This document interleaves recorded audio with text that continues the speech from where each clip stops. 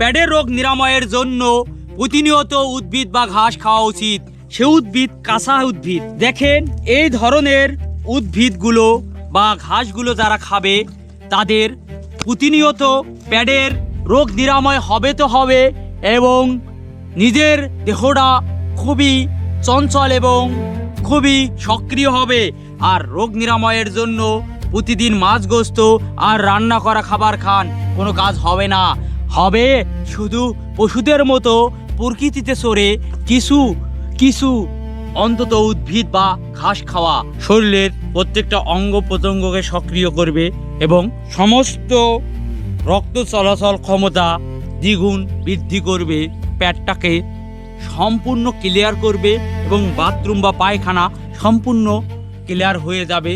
আর হজম শক্তি তাড়াতাড়ি তৈরি হবে এবং গ্যাস নিরাময় করবে, শরীরের রক্তর চাহিদা পূরণ করবে এবং রক্তকে দ্রুত গতিতে সঞ্চালন করবে।